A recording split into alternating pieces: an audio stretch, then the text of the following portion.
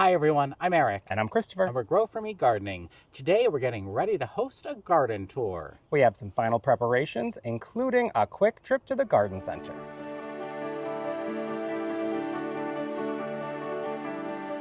Welcome to our garden here in upstate New York, zones 5B/6A. We have a garden tour in just a few days that we are hosting. It's our second time doing it.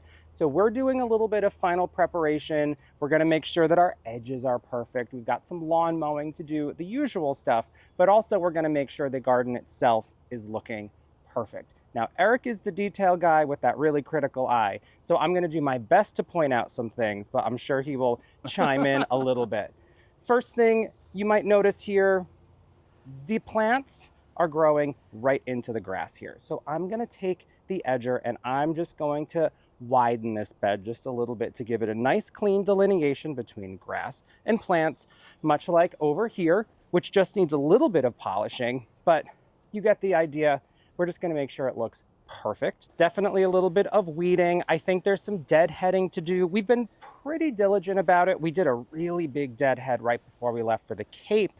So things are in good shape, but a couple little old blooms on roses, a few things like salvia that might have gone over while we were away.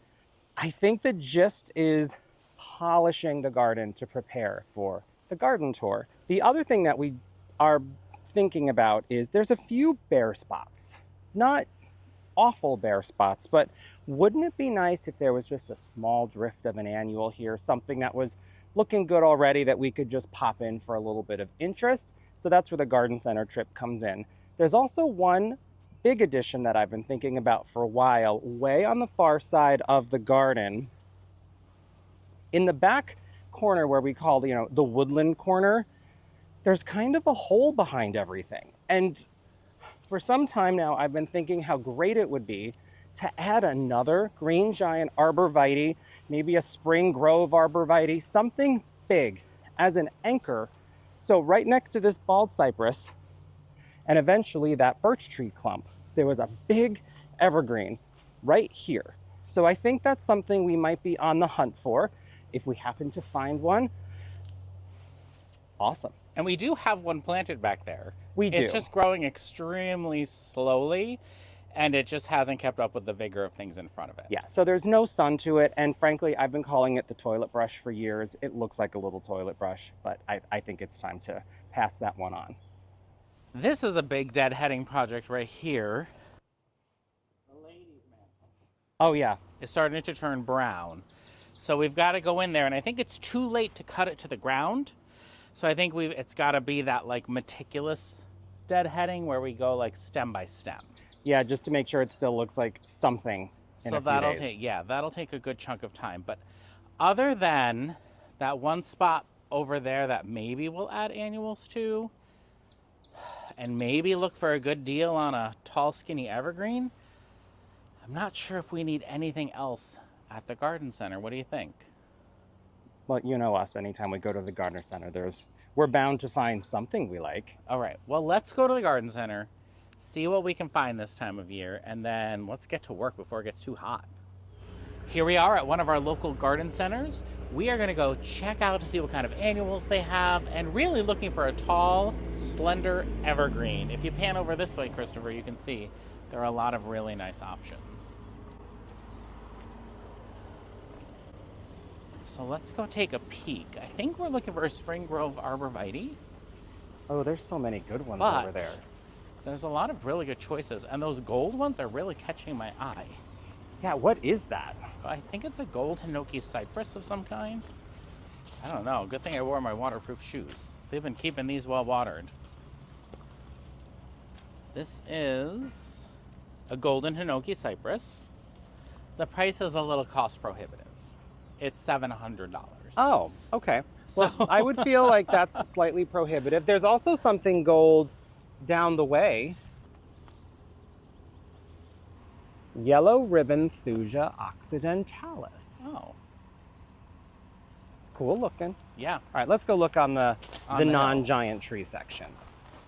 We could replace that one clump of real grass we have with them. Oh, yeah. That we let grow in the garden bed. I do like the size of this with its little airy Yeah, it's pretty. tendrils. I bet you they have tons of these up in the Yeah, grassland we should also section. look for, yeah, we need to find something to replace that one thing. But let's take a walk through hydrangea heaven. Lots of hydrangeas here. So many all different hydrangeas. kinds. You can see it's a little bit different than the garden centers on the Cape. Everything is white, soon to turn pink, as opposed to blue. I don't see anything blue out here, actually. No? It's a pretty color. Oh, these are rubies. That's a giant container for them. Yeah, that's a really large 10-gallon ruby. Oh, there's some blue. It's tough stuff. Oh, really? Yeah, these look really good. Those are pretty. Oh, these are tough stuff. Aha. Their florets are much bigger. Oh, they are. Wow, really pretty. Well, we're not in need of hydrangeas, so Yes. let's keep chugging up the hill and get to the evergreens at the top. Let's go to perennial land.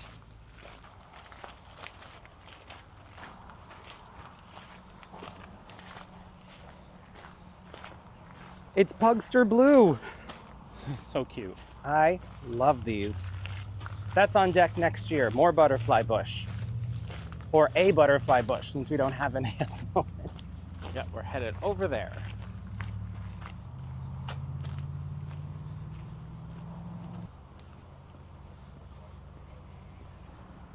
What's that? Is that sky pencil? Is that what that's called? Yeah, Look at me. it's a holly. I don't know if it's tall enough. No, I don't know if that would get much taller than that. Yeah. I do think it's kind of funny. No matter what, we're going to find the right thing. But the game will be, can we get it in our car? Ooh, Green Giant, 7 gallons, $99. Now that's the price is right. There's a nice And- tall one in there too. Yeah, there's this tall one. It's not very bushy, but it's tall. 10 wide, 30 tall. Green Giant Western Arborvitae, and they are somewhat deer resistant because they're mixed with like what is it again? Cypress. Cypress. And an arborvitae, so they don't taste great to the deer. Are these the same ones? Well, this is a juniper. What's this one? Green Giant, but this is $159.99. Ah, yes. You put a branded tag on it and it I changes. don't understand that pricing. What's this here to the right? I This think, one? is that a Spring Grove? This is Spring Grove. It's very sparse, but it is $99.99. Look at the It's the much trunk on it. taller. Much taller. The trunk is nice and thick. But there's also the columnar. Well, the columnar juniper is $300.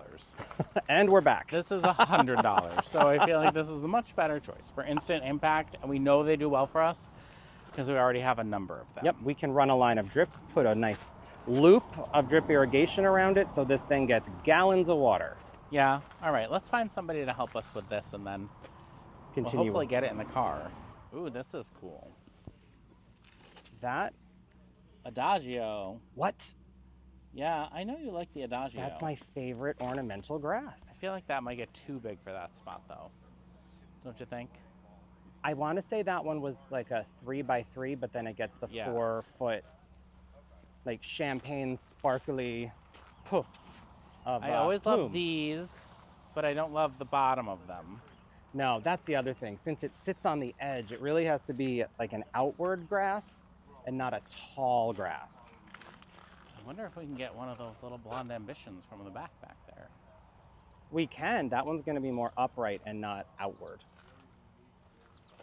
Yeah, is that good or bad? I think that's good. Oh, I would not think it's good because it's not really a front of border. It's sort of an in the border. Oh. Well, then maybe the Hamlin is the way to go. Or the Adagio. I'd go Adagio They're kind all of day right here long. next to each other. Yeah, see how one of them, because it's the Miscanthus, it kind of plumes outward. Hamlin is also, oh no, Hamlin is a Penobscot. I don't know what the difference is, but I like Miscanthus in general. I like them both. Which one do you want? Adagio. Well, let's find an Adagio that isn't too big because I don't want to dig that big of a hole. Well, we got it in the cart. I like this a lot. I think it's going to work. It's a little bit crooked in the pop, but that's okay because that'll be all behind stuff. We're really looking at the top half of it. Right, I mean, look at this from the front. Yeah, it'll be good. Really nice. All right, Let's should go. get it home. This is going to be fun to put in the car. Oh, geez.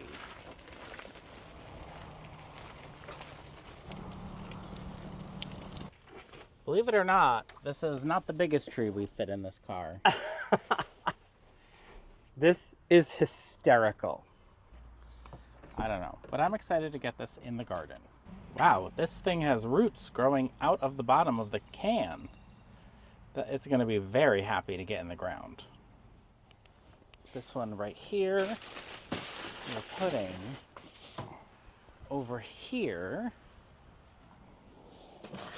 because I'm 99.9% sure that that's a chunk of long grass that we just let get too long. And it looks okay, but it's a little floppy. And I think that texture right there is going to be just perfect. So this right here is Miscanthus sinensis Adagio. It's supposed to get about 3 by 3 and it enjoys full sun. This is a 3-gallon size. So this should be pretty close to full size. Right here you can see we have some drumstick alliums, which I love, and they tend to reseed themselves. So we're going to keep those. But I've got to separate out this lawn grass that it's kind of taken over in here.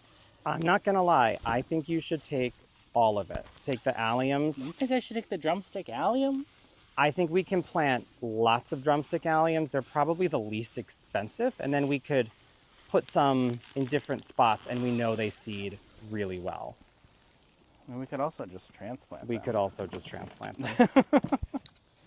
But come look in here.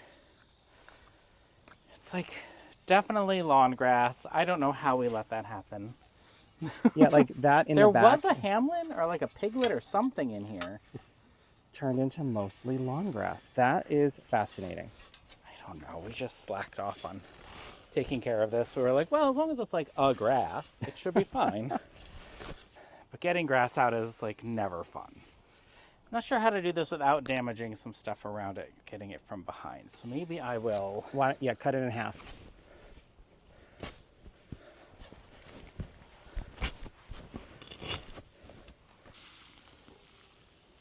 Wow, that's a big chunk. Ooh, look at that snail. Uh-oh. We've been running the drip so much more this year, and I've noticed tons of snails this year. Which I'd never seen in the wild before. I thought they were just for French appetizers. But although if you put enough garlic and butter on anything, it's delicious. So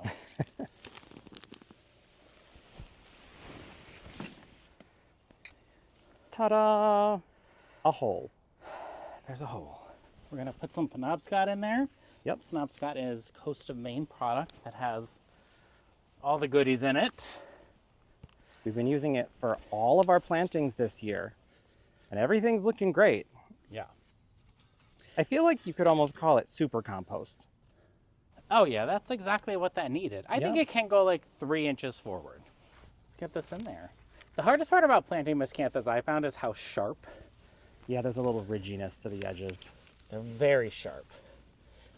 All right, a successful first planting on our perfecting project. Yeah. All right, next on the list is the Spring Grove Arborvitae. It is so root bound, I'm trying to cut the can off of it because it won't slide out. Just try this. You know, this was the only one not in a PW container, so I wonder if this is like last year's. I don't know, but all right, we got it. Grab that Penobscot, please. Have the bucket.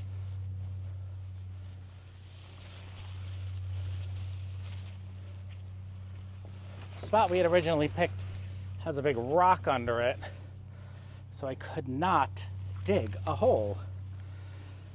So I ended up getting out the Bosnian pine, and now I'm just putting it directly in that hole. Yeah. That's gonna work out really nicely. Oh, look at that. Let me run around front and see how it looks. I mean, it's there. It does something. It does something at least. It doesn't do all the things, but it does a thing. Well, think about it this way. When it's taller, these perennials will get pushed forward a little bit, but it eventually will connect with the white spruce and that birch tree. All right, so I think Christopher's gonna clip into the drip here, and then we're gonna go straight back between the Jackmantii birch and the milkweed, along the fence, back to the tree. And I did get the tree all planted. Whew, huffing and puffing from that. This is where we originally were gonna plant it. There's a giant rock under there, huge. Huge. And so now it's here. And we will just run the drip along the fence here. I think I'm gonna pop into my neighbor's yard and pull the drip over so we don't have to walk through all of that. Ooh, look at that bee balm. It smells so good. Gorgeous. Oh, that's it. Does the milkweed have any orange on it, the little eggs? Oh, you know what? The orange is aphids. Oh, do they look the same as the eggs? Because I remember eggs or orange last year. Yeah, those are milkweed aphids. Oh. That's okay. I don't see any yet. It's still probably pretty early for monarchs in our season, in our area. True. All right. All right. You tell me where you need me and I'll be there. So Christopher's clipping into this here. Oh, maybe you can thread it between those cannas and give them a That's what I was couple thinking. gallons since we forgot to put those on drip. Those cannas we put in there just to fill space because last year that space was completely filled with Baptisia, but the Baptisia didn't grow as wide this year. I think it's because we had such a hot, dry spring. And none of this stuff back here is on drip, unbelievably, because it is such a moist area. So he's clipping into that. He's gonna bring it back there. I'm gonna meet him by the fence. I'll pull it over, and then we'll get it set up around the Spring Grove Arborvitae. Am I going? Go for it. I'm ready to chuck this at you. Oh, you're gonna chuck it. All right. Well, hopefully our neighbor doesn't mind. He's very nice, so I don't think he will. He's used to our shenanigans. Ready? I can't see over the fence, so just try and get it to latch over the fence. I'm just gonna film you for fun. Maybe if I make this organized a little bit. I'll tell you what, in just a few minutes of being out here, this is the most pliable this particular drip tube is. And this is a drip tube you will never see us recommend. I spent a little bit less on drip tube because I thought, hey, it's 500 feet. Let me save a few bucks. And all I have done is What brand is it? gray hair. It's called Gray Hair? No, it's called Gives Me More Gray Hair. What brand it's is it? awful. I don't even know. Drip Depot or something, right? No? No, it was not from Drip Depot. Oh, okay. Oh, we did it. All That right. would have been Sorry, neighbor. better. Hope you don't mind. I'm sure you don't.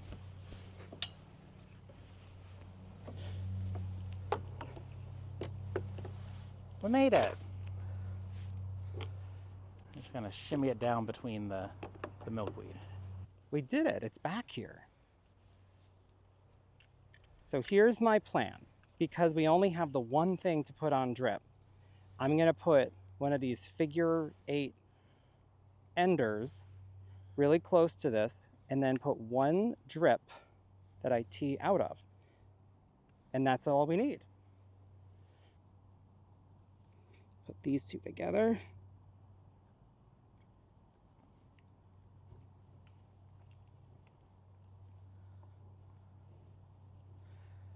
We've got to be careful with the mower back here not to hit that.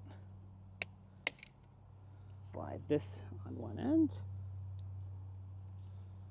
Crimp. Push this on.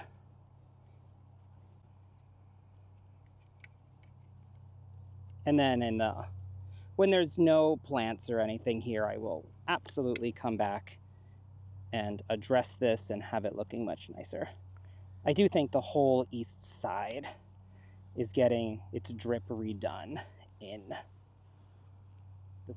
in the fall, winter, or spring. Yeah, we've had big changes on this side of the garden. All right, I think it does something, and I think it'll continue to do something as it goes. So, not terrible, not exactly the result, but I think it's working. All right, we have a couple of more things on our agenda. We're going to get to deadheading next, but I do also want to make sure we blow off the terrace today, get some edging done. I also have to mow the lawn, and I'll do that again before the garden show. So we're getting after this lady's mantle. And this weed. And some weeds. It's the theme of the day. Now, what's interesting is when I see the crown of the nice leaves, so I'm just going to delicately try to go to that. Yeah, this is going to be a little more fastidious because we had waited until the last minute to do this. I think we could have just hacked it to the ground if it was a number of weeks ago, but considering we're just a couple days away, we'll just be more particular about it. And we did learn with Brunera, we did an experiment. One of our Brunera, we cut to the ground when we were deadheading the blue flowers. One of them I cut just the stems off, and one I left completely. The one that we cut to the ground is actually that one, and it looks the best by far. So from now on, at the end of the bloom of Brunera, cut them to the ground. And I think it's going to be the same with this normally, but this year, just snipping. Oh, there's already new growth coming. And then while he does that, I'm going to work on the tough stuff. So deadheading your tough stuff hydrangeas is not something you have to do. We are doing it just for aesthetics. And if you come in here, you can see underneath this faded bloom that got a little burned in the heat wave. Down here, there's no new growth, but there's new growth right here. See those 2 points? I see them. So I'm going to cut right above them. And that's where I'm deadheading. So I'm almost done with this grouping. That looks like a fresh flower, so I'm going to leave that right there. But it's a methodical process. You do not have to do it. So if you're not into it, you don't have to do it. I think that if we didn't have a garden show next week, I wouldn't be doing this. I agree. It's interesting how sometimes the new growth is one set of leaves below the bloom, sometimes it's 2 sets below the bloom. But either way, the shrub tells you where it wants to be snipped. Yep. And this time of year, go ahead and snip. I don't think I would snip anytime from August on? Yeah, anytime after August, just because new blooms are developing. Because this blooms on old and new wood, so even if you did have an accidental pruning fiasco, you would still get flowers, but why not have the early blooms too? All the blooms. All right, I think I got them all. And I did my little chore over here. I finished up this lady's mantle, which normally would go to the ground. This one here gets more sun, I think, throughout the day, so it kind of filled out a little bit nicer. The other ones, they're a little messy, but they're less messy than when they had the blooms on. Can we check out these Let's Dance sky views? How are they doing? The new blooms look really pretty, but I am going to deadhead some of the older blooms because you can see all that new growth that's been coming on. Although, you know what's so weird is I put deer scram on these, and it's really attracting the flies. It's very weird. Whatever is in the deer scram, the flies seem to think is great. They're like really loving it. I mean, I have a feeling it's blood, but... So, Christopher, look here. Faded bloom. These are Let's Dance Skyview. They bloom on old and new wood. There's the new growth. I'll cut right above it. And then we'll get more flowers at the end of the summer. Beautiful. It does look like there's quite a few new blooms happening. There's a ton of new growth on these. They are very happy. See, this doesn't look bad. Yeah, there's a little bit of faded, but there's a lot of new as well. I think we should enjoy them as they are. Do you want to walk with me and tidy a little bit? Sure. This right here is Lark Ascending, which were just planted. In the center here is a Japanese beetle. You know, it's interesting. They bloomed very low, but while they were busy blooming, they sent up a couple decent sized shoots and they're loaded with blooms. I know. I'm really excited for those. They're going to get like 4x4, 5x5 maybe. I think we'll leave all of this just because we never usually have phlox blooms, so I'd hate to cut them off. I went through and deadheaded all of these marigolds yesterday. Good. All right. So even at the, I don't want to take that one. It's so nice. I want to take this one. Of course, dahlias you want to cut because that makes them bloom more. So I'm going to take ones even if I don't think they need to go just yet to encourage Flowers for next weekend. Yep. It's so interesting getting ready for a garden show because you're kind of doing your garden for other people, which... That's not how we garden. I know, it kind of goes against everything. When we started social media, we were very adamant that it was just going to be our garden for us. We were going to do it our way, and I think we've stayed very true to that. Well, that's cute. That's interesting. Look at this one up close. But when you have a garden tour, I feel like it's a little different. That is interesting. I like it. I like a little I like poof that ball. one. I'm also excited for a little fresh layer of compost to come tomorrow, just to cover up some of the drip lines and work we've been doing since it was initially put down. Clearly, the most productive of our dahlias is this purple friend here. Now, none of these have names, right? Because they're seed dahlias? No, technically, if we want, we could give them names because each one of these should be unique to any other dahlia that exists. Yeah. That's all I'm going to take for now. They're looking great. We'll come back here and we'll do the hula hoe. There's a little bit of grass growing through. I find that any of the new beds that are just dug out, that season we always deal with a little bit of grass. This area right here we have to get after. It's gotten a little overgrown with some grass and the edge is unclear. Now our neighbor on the other side does not trim up against the fence and doesn't want us trimming up against the fence. He likes a natural border. So the grass is getting a little out of control in that spot. I'm not quite sure the best way to handle it. I think hand pulling it's going to be really difficult. What do you think, Christopher? It's going to be difficult, but it's got to be done. We got to come up with some solution, but we also need to bring this edge out a little bit, or we can cut back all of those plants a bit. What do you think? I'm making the edge bigger. You gonna make the edge a little bigger? Making it bigger. All right. You want to show us how? I will. All right. Let's go.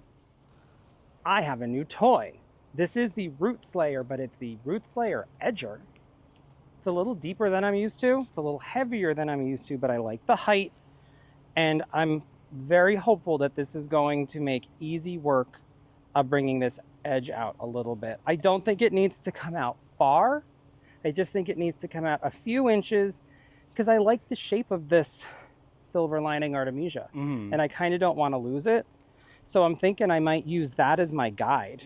All right. And that Root Slayer Edger, Gardener Supply replaced their Lifetime one with that one, right? I believe so, yes. The Lifetime one is not available anymore. So let's try this.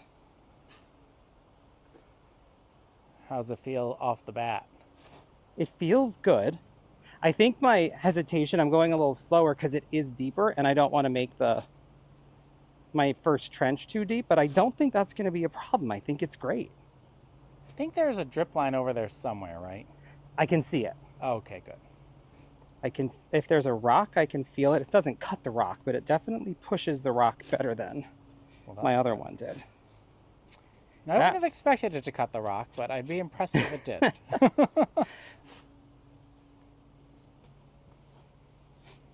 That's a lot of grass you just cut out. Well, I was following the Artemisia line. Yeah. So it ended up a little more than I anticipated. But I would say the Root Slayer does a very nice job. So that's what I usually do these days is I make my first line and I go back and I do kind of a lift to get underneath the roots. Because that's the thing I'm noticing is if you don't dig deep enough and get under the roots, you get grass back in your bed really quick. And Christopher and I have a partnership about how the edging and grass removal works. I lug it if he pulls it up. Well, I would say that this Half Moon Edger for me is a 9 out of 10. You know what would make it a 10? A little taller. No, if it did it itself. Oh, all right. That would be amazing. So here's the part everybody wants to know about, Christopher. As much as there's supposed to be some magic way, Some magic easy way. There never is. I get in there and hope, just hope, that it rolls out. Look at that. That's a chunk of clay. That's all it is. The good news is we don't have to do a lot of edging, so I'm still going to have a spine at the end of this. So here we are with the grass all pulled out. And we've gone ahead and we've pulled as much grass right there as we could muster. I think it's going to be fine. So you can see that after I do the nice straight up and down deep edge, go through with the shrub rake. Nobody look. Looks a lot cleaner, but still a little messy. So that's where the electric edger comes in. Let me move this out of the way. I like this edger. It's battery powered. It's not that heavy. And it has 2 settings. I put it on low. I found that if I put it on the high setting, it gets a little carried away.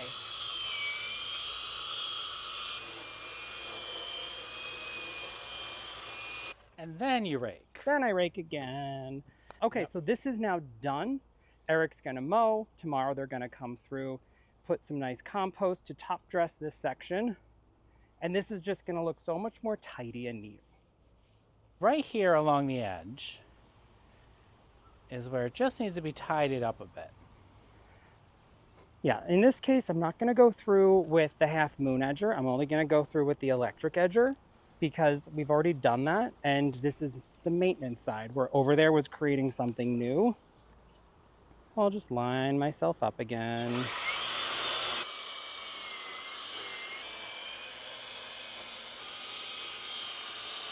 Now Christopher's just raking up the little clippings he's cut, and then we will just put them in the compost. Or even spread them on the lawn, because then I'll just mow them up and mulch them. Yeah, that's what I was thinking. Since it's grass anyway. And then this will get topped up as well in the front and be a nice, clean, dark line. It is time to blow off the terrace, and we have a pretty good leaf blower. It's battery operated. Turning my microphone off. Christopher turned off his microphone so it didn't blow us out. I don't think we need to get too close for this one.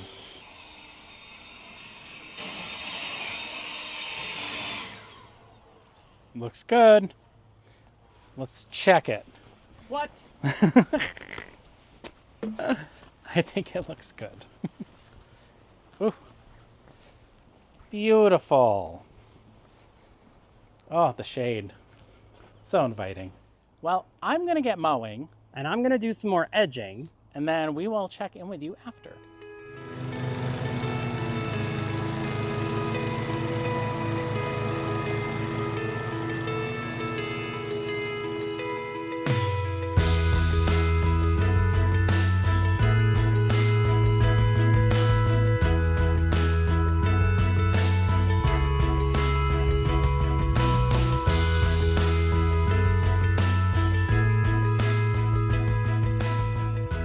All right, we have just finished mowing and edging and trimming, and the final task of the day, as you know, is like my least favorite and Christopher's least favorite. Oh, it's the worst. We're gonna do some deer spray. Now, we did not find a battery operated sprayer that we really liked, but since our last video, we have found and used this DeWalt sprayer. We found this at Home Depot. It's a little bit more expensive than the non-branded ones, or maybe they're just a brand I'm not familiar with. But not a ton. It's not a ton more expensive for the quality. But the thing that sold me on it was on the box, it said 20% more efficient pumps, because on the last ones we had, I just felt like I was always pumping. And I've used this about 3 times to spray for budworms. And this is going to be our first time using it for Bobex, but it is DeWalt. It's 2 gallons. So let me just check here. Shake well. Spring and summer dilute 1 part Bobex concentrate with 8 parts of water. 14 ounces of concentrate makes 1 gallon. So that means I need 28. Oof. And I'm wearing gloves because if this gets on your hand, it's grody melody. But I would say this has been pretty effective for us, combined with the other things that we're using. We have 3 wireless deer fence we're using, but I don't know how well they're working. You need 3 of those, by the way. But, thank you. Oh, because there's 8 ounces in each. We do have the yard enforcer, which is absolutely working in the hydrangea room. So I know that for a fact. And we can highly recommend the yard enforcer. I feel like at this point we can recommend Bobex. Absolutely. It does smell horrible. I think that's the point. What? I think it needs to, why don't you set it on the ground? I was going to, but the ground is sloped, but I'm going to do it anyway. This is just so, It is so fragrant. And frankly, it's that size jug is the only way to make this economical, because the Bobex, it works. And they charge accordingly for it. Oh, wow. This is why I did not want to do this. This is the worst part. I don't know if there's if I'm just a complete klutz about it or what. There is this one word that I've seen in the comments that I'm going to use, and just remember to go pick one up tomorrow. But we need a funnel. We need a funnel. Oh, God. The jug is just awkwardly proportioned. How's that? Oh. This is terrible, but it must be done, and I'm glad that we have this pump sprayer, so it should make quick work of this particular chore. And honestly, a splash for good luck because I spilled so much. There you go. Ooh. Putting the lid back on. Taking these gloves off before I handle the hose. And this hose has been a game changer for us this season. It's a really good retractable hose. I don't know if we've ever talked about it before, but I'm very happy with it. It's Vigo brand, which I think they're known mostly for their elevated garden beds, right? Yeah, they have those raised beds. Or not beds. Elevated, just like garden beds. Yeah. That are metal, but this is a great addition to their line. So I have found that I think it's a little tricky to see when you get to the 2-gallon mark, because it is not clear. So you do have to pay attention. We want to get the water up to here, the 2-gallon mark. Can you see where the water is? Honestly, I can't, because it's a little heavy duty. Oh no, I can. You can keep going. Oh yes. Yeah, I can kind of see it. I can see it now. You can stop. That's it. All right. Because you have to put the pump thing in there. Rinsing. I actually feel like you didn't get any on the pump or on the handle, so I don't think you need the gloves, considering those gloves are yucky. Turn this off. Put this in here. And this just screws in here. It's just like a much better quality than the other ones. Feel the sturdiness, which is really nice, because the other ones always felt like they were falling apart. And then that's all I had to pump. You saw I just gave it like a quick handful of pumps. And then I'm going to just spray it at this property line here. These are arborvitaes. Maybe I'll let the breeze die down a touch. Oh, don't worry. I can stand pretty far back. Very fine mist. And then if the deer come from the street, they will smell these and be like, "Buh, I don't want to go in that garden."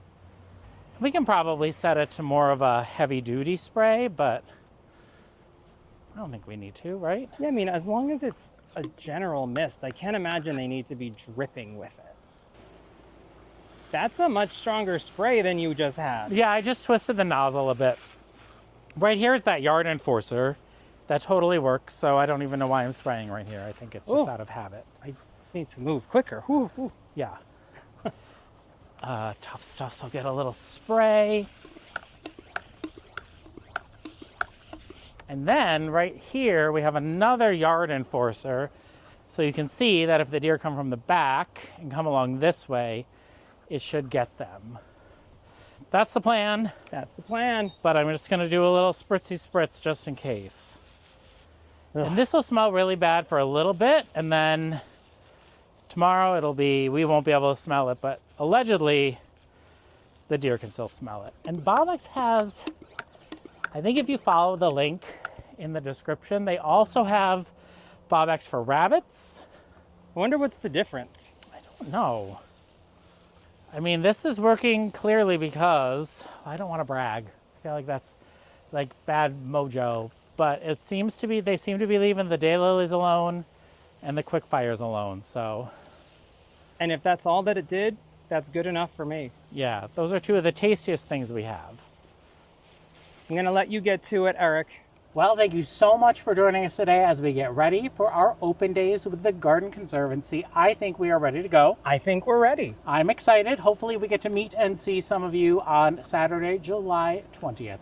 Again, I'm Eric. And I'm Christopher. And we're Grow For Me Gardening. Thanks for growing with us.